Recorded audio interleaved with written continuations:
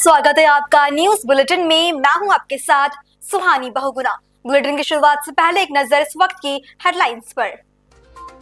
JP Nadda के आवास पर थोड़ी देर में होगी दिल्ली बीजेपी कोर ग्रुप की मीटिंग। दिल्ली के स्कूलों में बम धमकी की गुत्थी सुलझने का दावा, पुलिस ने 12वीं के छात्र को पकड़ा। प्रयागराज में सीएम योगी ने किया महाकुंभ से चलने वाली आकाशवाणी एफएम रेडियो का उद्घाटन। बीजेपी केंद्रीय चुनाव कैबिनेट की मीटिंग आज, दिल्ली इलेक्शन कैंडिडेट्स पर लगेगी मुहर। राष्ट्रीय राजधानी में कोहरे का कहर, देश के अलग अलग इलाकों से दिल्ली आने वाली 26 ट्रेनें लेट। कैसा रहेगा आज का मौसम, आइए सबसे पहले इस पर बात कर लेते हैं। आज यानी 10 जनवरी को देश के अधिकांश हिस्से कड़कड़ाती ठंड और घने कोहरे की चपेट में है। दिल्ली, एनसीआर, पंजाब, उत्तर प्रदेश, बिहार और उत्तर भारत के बाकी राज्यों में ठंड अपने चरम पर है। दिल्ली में न्यूनतम तापमान 6 और अधिकतम तापमान 20 डिग्री रह सकता है। उत्तर प्रदेश में झमाझम बारिश का अलर्ट जारी है। पहाड़ी राज्य से सर्दी का प्रभाव बढ़ गया है। हिमाचल प्रदेश में घने कोहरे और शीत लहर की वजह से येलो अलर्ट जारी किया गया है। उत्तराखंड में फिलहाल मौसम साफ रहने की उम्मीद है, लेकिन पहाड़ी इलाकों में तापमान माइनस में बना हुआ है। बात अगर देहरादून की करें तो आज देहरादून का न्यूनतम तापमान 9.320 डिग्री सेल्सियस और अधिकतम तापमान 19.13 डिग्री सेल्सियस रहेगा।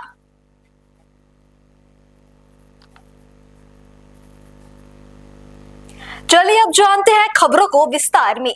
ओडिशा के पुरी में विश्व शांति के लिए पवित्र पोष माह में स्वर्ग द्वार के समक्ष समंदर तट पर महोदधि आरती अनुष्ठित की गई। इस अवसर पर पुरी गोवर्धन मठ के मठाधीश जगतगुरु शंकराचार्य निश्चलानंद सरस्वती जी मौजूद रहे और उनके द्वारा ही ये आरती की गई। उन्होंने कहा कि सनातन हिंदू धर्म के ऊपर किसी प्रकार की कोई मनमानी को बर्दाश्त नहीं किया जाएगा। जगतगुरु शंकराचार्य के साथ पूरी सांसद डॉक्टर संबित पात्रा और बड़ी संख्या में साधु संत उपस्थित रहे। इस साल भव्य हो गया, तो इस साल क्या वार्ता देने की प्रयास किया और आपको बोले मंत्रिमंडल में 4 ब्राह्मण भी होना चाहिए, क्या संदेश है?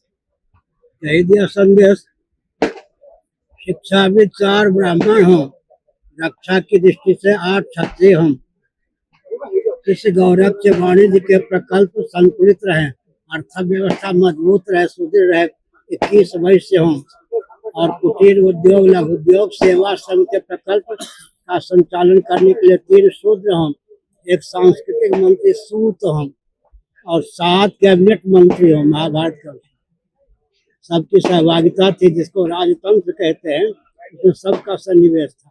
जिसको लोकतंत्र प्रजातंत्र कहते हैं, उसमें उन्माद की पराकाष्ठा। यहाँ से गुरुजी, यहाँ से क्या वार्ता सारा विश्व का जाएगा, क्या मैसेज जाएगा? आप पिछले आरती और इसको और कितना व्यापक करने से और भी लोग चुके हैं और इसको व्यापक कर सकते हैं, तो सबके सहयोग से कैसे इसको और व्यापक कर सकते हैं? यहाँ से क्या वार्ता जाएगा? वार्ता तो प्रवचन के माध्यम से प्रकट कर दी गई है। आप लोगों के माध्यम से विश्व स्तर पर जाए, सबके हित में इस आरती का उपयोग और विनियोग हो। सागर अपने मर्यादा में रहें, सागर के तटवर्ती उन्माद का परिचय न दें, सुरा सुंदरी का केंद्र सागर का तट न बने। तीर्थों का भी तीर्थ सागर है, गंगा, यमुना, कृष्णा, कावेरी, नर्मदा, क्षिप्रा सब साक्षात या परंपरा से समुद्र में ही लीन होते हैं। इसलिए सागर की मर्यादा ठीक रहेगी तो सब कुछ ठीक रहेगा। सबका उद्गम स्थान वर्षा का भी स्रोत सागर ही है और सागर हुए ना रघुवंश में, उनके दिव्य पौरुष का प्रतीक यह सागर है। आजकल व्यक्ति कल्पना नहीं कर सकते कि मनुष्य के द्वारा निर्मित सागर उन्होंने जो खोदा, उसी का नाम आगे चल के जलाशय से सागर हो गया। सागर रघुवंशी थे, उनके पौरुष का प्रतीक सागर है। गुरुजी, अभी जो प्रवासी भारत से पहले जो आरती हुआ है, तो सब बोलते कि क्यों इतना जल्दी हो गया, तो पूर्णिमा के तो ये मनाए जा रहे हैं। क्या हुआ? पहले गुरु जी तो हमको गंगा सागर भी जाना होता है, प्रयाग में भी जाना होता है, इसलिए महाकुंभ भी है आगे।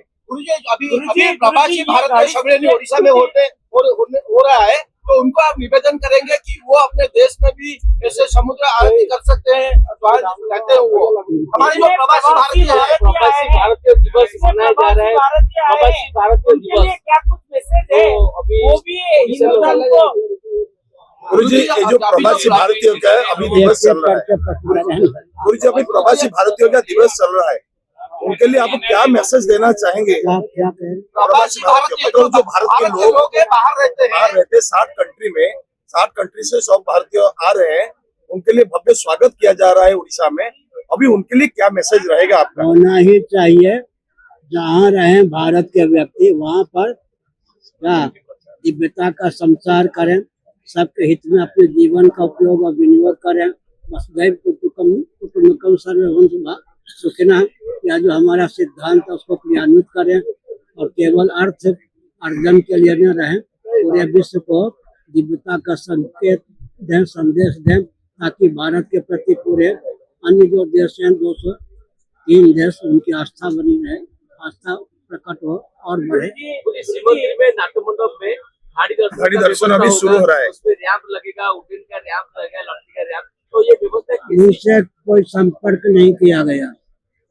सुप्रीम कोर्ट का निर्णय है, शंकराचार्य से मार्गदर्शन लेकर परामर्श लेकर कार्यक्रम होना चाहिए, लेकिन समिति के जो सदस्य हैं, जो शासन तंत्र है, वो हमसे दूर रखना चाहता है मंदिर को, जबकि सिर्फ आदि शंकराचार्य जी के चिन्मय कार्यक्रमों से ही भगवान जगन्नाथ आदि की पुनः प्रतिष्ठा हो। और राज्य में तो बीजेपी के सरकार है, तो आपको राज्य में तो बीजेपी का सरकार है, तो वो लोग को इंडिया बंद करने के लिए भी मुद्दा रखा था निर्वाचन में, तो अभी सनातन धर्म का रक्षा के लिए भी वो बोले थे। लेकिन गोरक्षक गुंडे भी तो कह चुके प्रधानमंत्री, गोरक्षक गुंडे भी तो कह चुके, और जो भाजपा के व्यक्ति हैं वो कहते हैं बैल गाय इत्यादि जीवित भेजे जाए बाहर ताकि ताजा मांस मिल सके। जब वो हत्या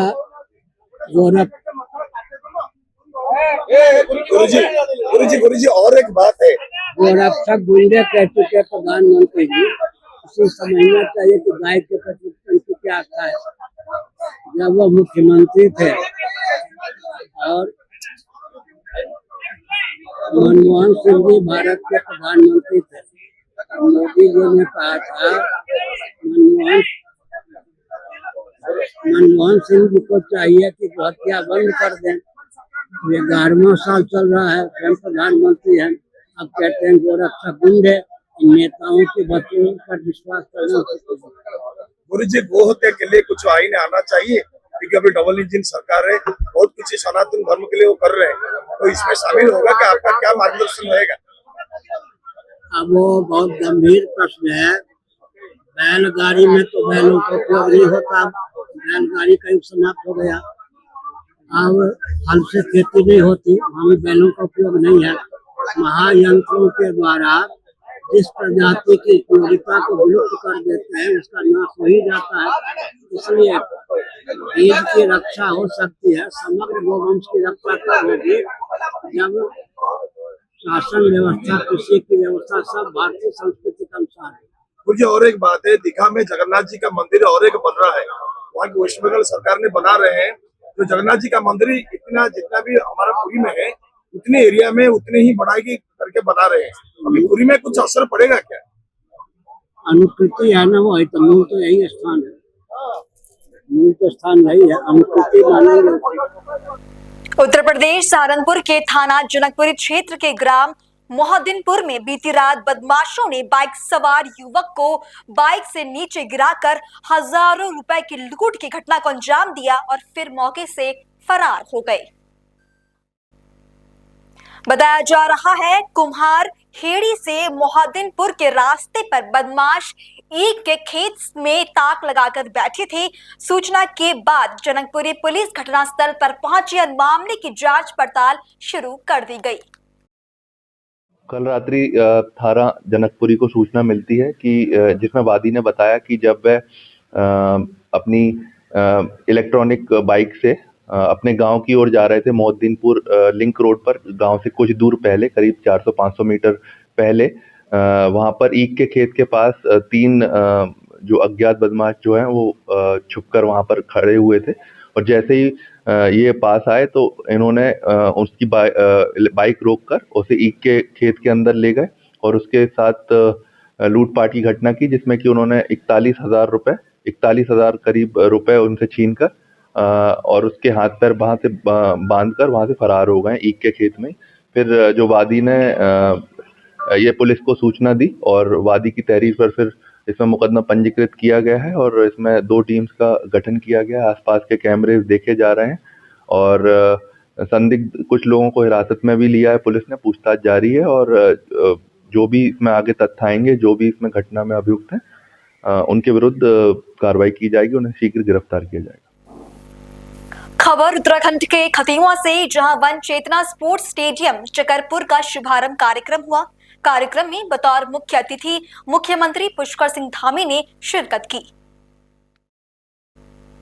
कार्यक्रम की अध्यक्षता स्थानीय विधायक भुवन कापड़ी द्वारा की गई। आपको बता दें कि स्टेडियम को लगभग 17 करोड़ की लागत से बनाया गया है। हमारे लिए बहुत एक अवसर है कि हमको मेजबानी का अवसर मिला है। हम पूरी तरह से तैयार हैं, हमारी तैयारियां अंतिम चरण पर है और 28 तारीख आने से पहले ही सब कुछ तैयारियां पूरी हो जाएंगी। 28 तारीख ये प्रतियोगिता प्रारंभ होगी और इस प्रतियोगिता के आयोजन से हमारे प्रदेश के खिलाड़ियों को एक प्रोत्साहन होगा। पूरे प्रदेशवासियों के लिए एक बड़ा अवसर होगा कि हम देश के 10,000 से भी ज़्यादा खिलाड़ियों का अपने देवभूमि में स्वागत करेंगे। सर, देश के प्रधानमंत्री जी राष्ट्रीय खेलों का शुभारंभ करेंगे सर, इससे उत्तराखंड को क्या ये स्वीकृति मिलेगी? उत्तराखंड का नाम खेलों के क्षेत्र में भी स्थापित होगा और पूरे देश के अंदर हमारा नाम जाएगा। हमारे नए खिलाड़ी आएंगे और ये देवभूमि आने वाले समय में खेल भूमि के रूप में स्थापित होगी। उत्तराखंड की संस्कृति को प्रदर्शित करने वाला उत्तरायणी मेला बरेली में आयोजित किया गया, जिसका उद्घाटन उत्तराखंड के मुख्यमंत्री पुष्कर सिंह धामी ने की। इस अवसर पर सांस्कृतिक कार्यक्रम आयोजित हुए और उत्तराखंड कल्याण समिति के सदस्यों का सम्मान किया गया। मुख्यमंत्री ने कहा कि देश में सांस्कृतिक पुनर्जागरण हुआ है, जिसका उदाहरण विश्वनाथ, काशी और राम मंदिर है। उत्तराखंड में लगातार जो है अवैध मदरसों के थोड़ा सा और कर लें, चल ठीक है। अवैध मदरसों के खिलाफ हम लगातार कार्रवाई कर रहे हैं और इनके वेरिफिकेशन के जांच के आदेश कर दिए हैं। जगह जगह हमारे सभी जिलों में ये जांच चल रही है और जहां भी अवैध मदरसे पाए जाएंगे, जहां भी कोई संदिग्ध व्यक्ति पाए जाएंगे, इनका संचालन करते हुए पाए जाएंगे, उन सब के खिलाफ हम कठोर कार्रवाई कर रहे हैं। सर, कुंभ में मेला आयोजन किया जा रहा है, कुंभ को लेकर अखिलेश यादव लगातार तंज कर रहे हैं कि वहाँ पाप धोने के लिए सरकार जाएगी। देखिए, जिन लोगों ने कार सेवकों पर गोली चलाई हो, जो हमेशा राम मंदिर के विरोधी रहे हों, तो उनको कुंभ का महत्व समझ में नहीं आता है, इसलिए इस प्रकार की बात नहीं करनी चाहिए। ये एक बहुत ही हमारा शुभ भी और मैं कहूँ पवित्र कुंभ है। इसमें जो भी जाएगा उसको पुण्य की प्राप्ति होगी। तमाम साधु संत आए, उनसे भी आग्रह किया कुंभ मेला समाप्त होने के बाद मुख्यमंत्री जी को अपनी साथ लेके चले। देखिए, सारे साधु संतों का आशीर्वाद मिलेगा और आदरणीय प्रधानमंत्री मोदी जी के मार्गदर्शन में और योगी जी के नेतृत्व में ये कुंभ अपने आप में बहुत बड़ा ऐतिहासिक कुंभ होगा। सारे साधु संतों ने पहले से ही, चूंकि देवभूमि हरिद्वार से भी बड़ी संख्या में साधु संत वहां गए हैं और कुंभ में लोग स्नान करेंगे। हम अच्छा जल भी जो हमारे यहाँ से जाता है उसको ठीक समय पर भेजेंगे, जिससे कि सारे लोग वहां पर इस पुण्य के भागी बनेंगे। सर, कुंभ में मुस्लिमों की जो पाबंदी लगाई, उस पर क्या कहेंगे? सही फैसला है क्या? देखिए, ऐसा है कि ये तो उत्तर प्रदेश में जो भी होगा सोच समझ के किया गया होगा। रुक करते हैं अगली खबर का।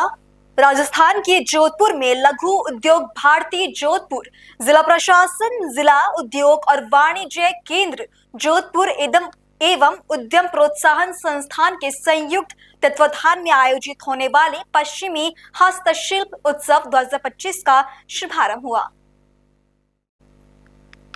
उद्घाटन समारोह में मुख्यमंत्री भजनलाल शर्मा मुख्य अतिथि के रूप में शिरकत करेंगे। वहीं कार्यक्रम की अध्यक्षता केंद्रीय जल शक्ति मंत्री गजेंद्र सिंह शेखावत करेंगे। इस अवसर पर सरदार वल्लभ भाई पटेल की 30 फीट की स्टैच्यू ऑफ यूनिटी की स्थापना भी की जाएगी। देश ही नहीं अपितु राजस्थान प्रदेश ही नहीं अपितु पूरे देश के अंदर अपनी पहचान बना चुका है और 33 वर्षों से चला आ रहा उत्सव इस बार 34वां उत्सव हम मनाने के लिए तैयार हैं और इस उत्सव में कई तरह के नए आयाम, नए प्रदर्शन किए जा रहे हैं। उसकी जानकारी के लिए मैं आपको बताऊं, सर्वप्रथम इस उत्सव में सरदार पटेल जी की स्टैच्यू ऑफ यूनिटी प्रदर्शित की जाएगी जो देश की अखंडता के लिए प्रेरक रहे हैं। शिव परिवार की स्थापना 30 फीट लंबी मूर्ति की स्थापना की जाएगी। इसी के साथ साथ हैंड द्वारिका का प्रदर्शन यहाँ किया जाएगा जिसके कर्नल के अंदर 10 मिनट तक रोमांचित करने वाला और हमारी सांस्कृतिक धरोहर को प्रदर्शित करने वाला यह स्थान रहेगा जो 15,000 स्क्वायर फीट के अंदर भेंट द्वारिका का निर्माण किया गया और ऐसा एहसास होगा कि हम समुद्र के अंदर भेंट द्वारिका के दर्शन कर रहे हैं। मैं आपके चैनल के माध्यम से सभी जोधपुर वासियों को और आसपास के सभी बंधुओं से, मातृशक्ति से और बच्चों से आह्वान करूंगा। विभिन्न प्रकार के आयोजन हर वर्ग के लिए यहाँ पर किए गए हैं। विभिन्न प्रतियोगिताएं हैं, सांस्कृतिक संध्याएं हैं, विभिन्न प्रकार की कार्यशालाएं, गोष्ठियां जो हमारे युवा उद्यमी, युवा बढ़ने वाले बालक भविष्य में देश के कर्णधार बनेंगे, सभी के लिए कुछ न कुछ कार्यक्रमों का आयोजन इस मेले के माध्यम से किया गया है। मैं आपके चैनल के माध्यम से मैं आह्वान करता हूँ कि अधिक से अधिक लोग इस मेले में पधार कर मेले को सफल बनाए। धन्यवाद। उत्तर प्रदेश में अलीगढ़ मुस्लिम यूनिवर्सिटी के रजिस्ट्रार पर असामाजिक तत्वों के द्वारा भेजे गए धमकी भरे ईमेल ने यूनिवर्सिटी कैंपस में सनसनी फैला दी है। धमकी भरे ईमेल में 2 लाख रुपए की डिमांड की गई है। साथ ही पैसे न देने पर यूनिवर्सिटी को बम से उड़ाने और खाने में पोर्क फैट मिलाने की भी धमकी मिली है। यूनिवर्सिटी को बम से उड़ाने की सूचना पुलिस को मिलते ही क्षेत्र अधिकारी तृतीय BDDS डॉग स्क्वाड के साथ कैंपस में पहुंचे, जहां कैंटीन सहित कई जगहों पर सर्च ऑपरेशन चलाया जा रहा है।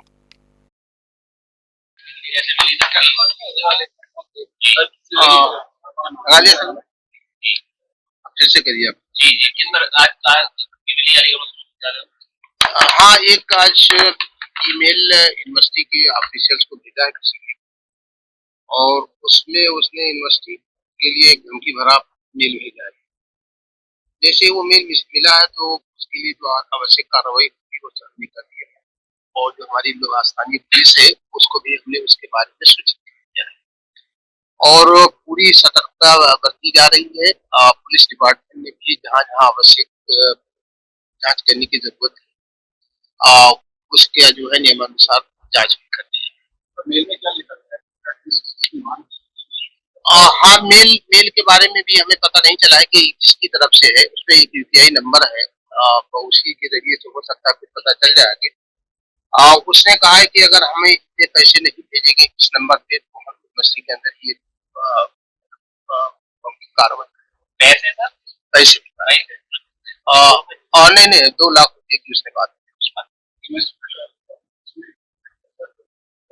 देखिए ऐसा है, जहाँ तक एहतियात की बात है, जो हमारा लोकल इंतजाम है हम उसके जरिए से भी दिखा रहे हैं, सारी चीजों पे पूरी एहतियाती कदम उठा रहे हैं और साथ साथ में जो डिस्ट्रिक्ट एडमिनिस्ट्रेशन है, पुलिस है, वो पूरी तरीके से हमें कोऑपरेट कर रही है। जहाँ जहाँ भी चीजों की जरूरत पड़ी है उन्होंने जाकर देख लिया है और चीजों पे हम लोग नजर बनाए हुए हैं मिलकर।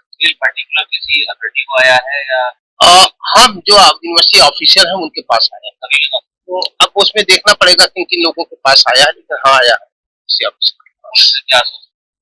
नहीं, पुलिस अपना कार्रवाई कर रही है, जो नियमानुसार जो कार्रवाई होती है जो चीजें मेल में लिखा है उसको ध्यान में रखते हुए जो आवश्यक कार्रवाई की जरूरत है वो पुलिस ने कर लिया है और आगे भी जो जरूरत पड़ेगी वो करेगी। क्या लगता है? जाहिर सी बात है, जांच के बाद अगर कोई भी इसमें जो पकड़ में आता है तो उसके खिलाफ कार्रवाई होगी। ये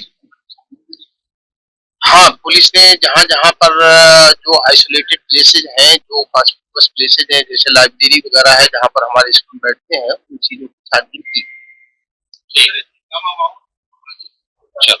आज कैंपस में पुलिस को क्या एमयू ऑफिशियल्स के द्वारा अवगत कराया गया कि एक थ्रेड भरा ईमेल मिला हुआ है, जिस संबंध में हम लोगों के द्वारा यहाँ पर बीडीडीएस टीम और डॉग स्क्वाड के साथ एक सर्च ऑपरेशन चलाया गया। जो भी यहाँ पर संवेदनशील स्थान थे या जो भी पॉइंट्स आइसोलेटेड थे उनको सभी को प्रॉपर चेक किया गया है और एलआईयू को भी एक्टिवेट कर दिया गया है कि वो अभी सूचना संकलन करें और तत्काल अवगत कराएं।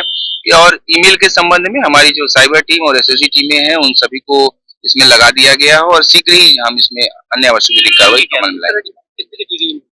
धमकी, एक बॉम्ब की धमकी दी गई और उसमें कुछ पैसे मांगे गए हैं यूपीआई आईडी पे और उस संबंध में हम लोग जांच कर रहे हैं और अग्रिम जो भी कार्रवाई होगी उस संबंध में आपको बताया जाएगा। प्राइमा फेसी तो ऐसा ही प्रतीत होता है, फिर भी हम चूंकि गंभीर टाइप का जो है उसने थ्रेट दिया है तो इस पर हम पूरी सतर्कता रखे हुए हैं और यहाँ पर फोर्स भी तैनात है और एलआईयू भी कार्य कर रही है और हमारी डॉग स्क्वाड और बीडीडीएस टीमें भी कार्य कर रही हैं। इस संबंध में हम लोग गहनता से जांच करके आवश्यक विधिक कार्रवाई ले आएंगे और जो भी कार्रवाई होगी आपको अवगत कराई जाएगी। उत्तराखंड में नशे की बढ़ती प्रवृत्ति को जड़ से उखाड़ फेंकने के उद्देश्य से उत्तराखंड की राजधानी देहरादून के विभिन्न थाना क्षेत्रों में दून पुलिस द्वारा जागरूकता कार्यक्रम आयोजित कर लोगों को नशे के दुष्प्रभाव के प्रति जागरूक किया जा रहा है। कार्यक्रम के दौरान उपस्थित आम जनमानस को नशे से दूर रहने तथा नशे के विरुद्ध अभियान में अपना सहयोग देने की शपथ दिलाई और जागरूकता के लिए पैम्पलेट भी बांटे गए। उत्तर प्रदेश के अलीनगर पुलिस ने वाराणसी चंदौली सीमा पर स्थित एक ढाबे पर छापेमारी की। इस दौरान उन्होंने ढाबे से 80 पेटी अंग्रेजी शराब बरामद की। शराब की कीमत लगभग 10 लाख रुपए बताई जा रही है। पुलिस ने एक शराब तस्कर राम कुमार यादव को गिरफ्तार किया है, जबकि एक अन्य तस्कर आकाश चौरसिया मौके से फरार हो गया। बताया जा रहा है कि तस्कर पंजाब से शराब लाकर वाराणसी में जमा करते थे और फिर बिहार में सप्लाई करते थे। वहीं शराब की बोतल पर लगे बारकोड स्टिकर से तस्कर शराब की खरीद लोकेशन को छुपाने का प्रयास करते थे। जनपद चंदौली में थाना अलीनगर क्षेत्र में पुलिस अधीक्षक महोदय के निर्देशन में चलाए जा रहे अपराध तथा अपराधियों की रोकथाम के क्रम में मुखबिर सूचना के अनुसार सिंधी ताली क्षेत्र में एक ढाबे की आकस्मिक जांच के दौरान वहां पर अवैध शराब बरामद करी गई, जिसको कब्जे में लेकर तथा पकड़े गए एक अपराधी को कब्जे में लेकर के आवश्यक विधिक कार्यवाही थाना अलीनगर अंतर्गत प्रचलित है। इसका पहले भी कोई आपराधिक इतिहास रहा है? नहीं, जो अपराधी पकड़ा गया है उसका आपराधिक इतिहास नहीं। कैसे शराब बरामद हुई? चूंकि आए दिन गाड़ियों से पकड़ी जाती थी, ये ढाबे से पकड़ी है, तो इसके पीछे क्या रहा? पूछताछ के दौरान ये जानकारी हुई कि जो वहां पर एक व्यक्ति था तथा अन्य एक व्यक्ति जो फरार हो गया, वो वाराणसी क्षेत्र से इस अवैध शराब को मंगाकर इसको तस्करी करके बिहार क्षेत्र में पहुंचाते थे, जिससे अवैध तरीके से धन अर्जित करने का कार्य उनके द्वारा करा जाता था। ये मतलब माना जाए कि ढाबे को उन्होंने डंपिंग यार्ड बना रखा था और जगह से शराब इकट्ठे करके इसको वो सप्लाई करते थे। जी, बाकी जगह से शराब इकट्ठा करके, और जांच के दौरान यह भी देखा गया है कि उसमें स्टिकर का मल फंक्शनिंग करी गई है। स्टिकर निकाल करके उसमें अन्य राज्य के स्टिकर लगाए गए हैं, जिससे पता लगता है ये अवैध प्रकृति का कार्य करने की दृष्टि से इस कार्य को करा गया था। इसमें और लोग भी शामिल हो? कितने की लगभग शराब है? शराब की मात्रा मात्रा के हिसाब से उसका मूल्यांकन 10 लाख रुपए के करीब करा गया है। 720 लीटर शराब इस प्रकार बरामद। गुरुवार को पुलिस कार्यालय देहरादून में जनपद से स्थानांतरित पुलिस उपाधीक्षक आशीष भारद्वाज, नीरज सेमवाल, अभिनय चौधरी, रविकांत सेमवाल और महेश जोशी के सम्मान में विदाई समारोह आयोजित किया गया। वरिष्ठ पुलिस अधीक्षक देहरादून ने स्थानांतरित अधिकारियों के कार्यकाल की प्रशंसा करते हुए उनके संवेदनशील और सहयोगात्मक व्यवहार को सराहा। उन्होंने अधिकारियों को स्मृति चिन्ह और पुष्प गुच्छ भेंट कर उनके उज्जवल भविष्य की कामना की। इस अवसर पर पुलिस अधीक्षक नगर, यातायात विकास नगर ऋषिकेश समेत अन्य अधिकारी और कर्मचारी गण उपस्थित रहे। समारोह ने अधिकारियों के योगदान को सम्मानित करते हुए उन्हें नई जिम्मेदारियों के लिए शुभकामनाएं दी। कन्नौज से बड़ी खबर सामने आ रही है, जहां जेल में बंद नवाब सिंह यादव को बार एसोसिएशन का उपाधीक्षक निर्विरोध चुना गया है। वहीं पूर्व सपा नेता नवाब सिंह यादव के खिलाफ किसी अधिवक्ता ने पर्चा नहीं भरा। बता दें कि नवाब सिंह यादव नाबालिग से रेप के आरोप में जेल में बंद है और उनके खिलाफ गैंगस्टर एक्ट में भी पुलिस ने कार्रवाई की है।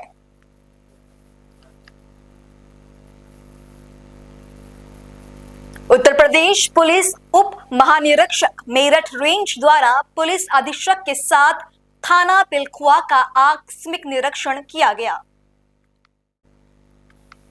थाना कार्यालय के अभिलेख, अपराध रजिस्टर और बीट बुक आदि का अवलोकन कर कंप्यूटर कक्ष, महिला help desk, cyber help desk, barrack, मालखाना, शस्त्रागार, बंदी गृह, अभिलेखों के रखरखाव, साफ सफाई को चेक किया गया। अपराध नियंत्रण और विवेचनाओं की समीक्षा की गई। मीटिंग के दौरान उन्होंने क्या कहा, सुनिए। क्या है पूरा प्रकरण? आज जनपद हापुड़ का दौरा किया गया है। यहाँ एक नई पुलिस लाइन बन रही है जिसकी शासन ने स्वीकृति दी है और कार्य उसमें प्रगति पर है। वर्ष 2026 तक ये नई पुलिस लाइन बनकर तैयार हो जाएगी, जिससे पुलिस कर्मियों को काफ़ी राहत मिलेगी और ये कल्याणकारी कार्य तो होगा ही, इसके साथ ही हमें प्रशासनिक सुगमता इसमें पुलिस विभाग के लिए काफ़ी रहेगी।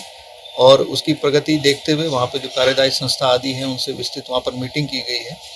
उसके अलावा यहाँ पिलखुआ क्षेत्र में पैदल गश्त भी की गई है, भ्रमण किया गया और थाने का भी एक मुआयना कह लीजिए या निरीक्षण कह लीजिए आकस्मिक ये किया जा रहा है। और इसमें अभी पूरी समीक्षा और भी की जाएगी, चाहे विवेचना संबंधी हो या कानून व्यवस्था संबंधी। और यहाँ पर देखा गया है एक महिला आरक्षी थी, उनको अपना साइबर का अच्छा नॉलेज था, वो काफ़ी लोगों की मदद भी कर रही हैं उसमें समय से काम करते हुए, उनको पुरस्कृत भी किया जा रहा है। बाकी शासन और सरकार की मंशा अनुरूप जितने भी निर्देश हैं वो सभी को उनसे अवगत कराया जा रहा है ताकि हम लोग बेहतर पुलिसिंग कर सकें और जन सामान्य को इससे लाभ प्राप्त हो। धन्यवाद। अगली खबर का रुख करेंगे। उत्तर प्रदेश के जुगेल थाना क्षेत्र के बिजौरा गांव में एक नशे में धुत वाहन चालक ने अपनी लापरवाही से वाहन चलाते हुए एक महिला को जोरदार टक्कर मार दी, जिससे महिला गंभीर रूप से घायल हो गई। हादसे के बाद चालक वाहन लेकर मौके से फरार हो गया। घटना के तुरंत बाद स्थानीय लोगों ने मामले की सूचना पुलिस को दी। पुलिस की सक्रियता और स्थानीय लोगों की मदद से फरार चालक को चौपन बैरियर पर वाहन सहित पकड़ा गया है। पुलिस ने वाहन सहित चालक को अपने कब्जे में ले लिया है। डॉक्टर साहब, अभी जो एक्सीडेंटल केस है, क्या स्थिति है इसकी? स्थिति अभी खतरे से बाहर है, लेकिन महिला होश में नहीं है। उसके सीने में चोट लगी है और कमर में चोट लगी है। बाकी हमने उसका इलाज कर दिया है, लेकिन आगे की जांच के लिए और एक्सरे वगैरह के लिए और बेहतर इलाज के लिए हम जिला अस्पताल उसको भेजेंगे। खबर उत्तराखंड के उत्तरकाशी जनपद से है, जहां पुलिस अधीक्षक उत्तरकाशी के निर्देश अनुसार उत्तरकाशी पुलिस द्वारा डूडा के संगोहटी गांव में चौपाल लगाकर ग्रामीणों को नशा, साइबर और महिला अपराधों के प्रति जागरूक किया गया। कार्यक्रम में ग्रामीणों को नशे के कुप्रभाव की व्यापक जानकारी देते हुए युवाओं और बच्चों को नशे से दूर रहने, गलत संगत में ना जाने और अपने कैरियर पर फोकस करने की हिदायत दी गई। आजाद समाज पार्टी के राष्ट्रीय अध्यक्ष और नगीना सांसद चंद्रशेखर ने सहारनपुर में प्रदेश और केंद्र सरकार पर तीखा हमला बोला। उन्होंने कहा कि सरकारें बुनियादी सुविधाओं, रोजगार और मकानों से जुड़े सवालों का जवाब नहीं देती। चंद्रशेखर ने सरकार के कार्यों पर कटाक्ष करते हुए कहा कि कुंभ मेले में पाप करने वाले लोग ही जाएंगे। उन्होंने गरीब और कमजोर वर्गों के लिए संघर्ष जारी रखने की बात कही, जिनके खिलाफ मीडिया, पुलिस और प्रशासन खड़ा है। इस दौरान उन्होंने कई और मुद्दों पर भी चर्चा की। उन्होंने क्या कहा, सुनिए। सांसद महोदय, कुंभ मेले को लेकर लगातार जो अखिलेश यादव भी बयानबाजी कर रहे हैं, उन्होंने कहा है कि कुंभ में लोग 3 काम के लिए जाते हैं, पाप हटाने के लिए, पुण्य कमाने के लिए और दान करने के लिए। आजाद समाज पार्टी क्या तैयारी है कुंभ मेले के लिए, क्योंकि सरकार भी लगातार हमलावर है अन्य पार्टियों पर। जिस काम को सरकार से कोई और सवाल आप पूछोगे, रोजगार को लेके, बुनियादी सुविधाओं को लेके, लोगों के मकान के लेके, रोटी कपड़ा के लेके, सरकार पर जवाब नहीं। सरकार कहती है 1 दिन में कुछ नहीं होता, लेकिन हमने देखा कि 6 महीने में रेत पे एक बहुत बड़ा शहर बनते हम लोगों ने देखा। जब सरकार करने पे आती सब कुछ हो जाता है। तो जिस विचारधारा की सरकार अपना काम कर रही है, जब सरकार इतना अच्छा काम कर रही है, हम उसमें क्या कहें। किसी को पाप धोने हैं, किसी ने पाप किया वो चला जाए, कोई बताता है जो पाप करता है। आपने कोई पाप किया तो आप बता दो किसी को कि आपने पाप किए।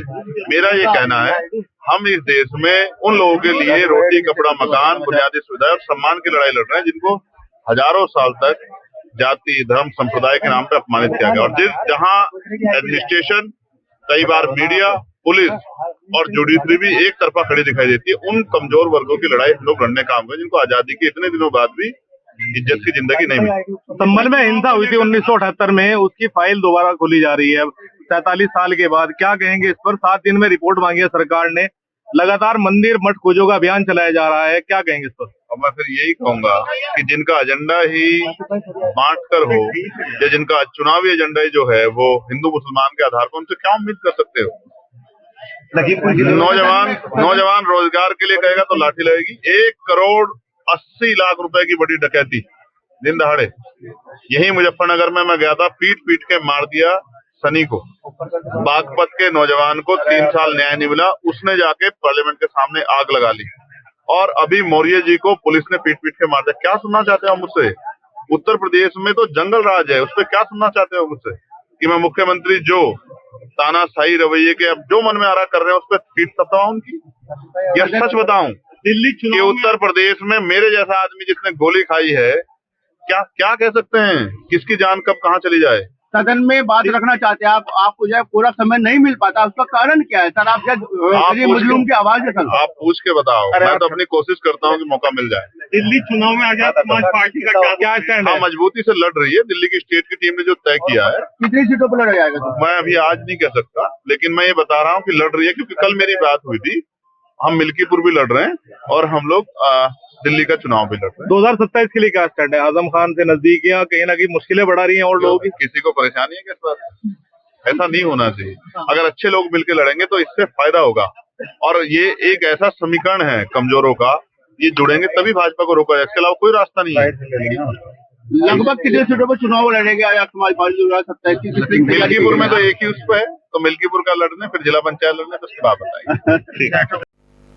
फिलहाल बुलेटिन में इतना ही। देश और दुनिया की खबरों से जुड़े रहने के लिए बने रहें पल्स 24 न्यूज के साथ। नमस्कार।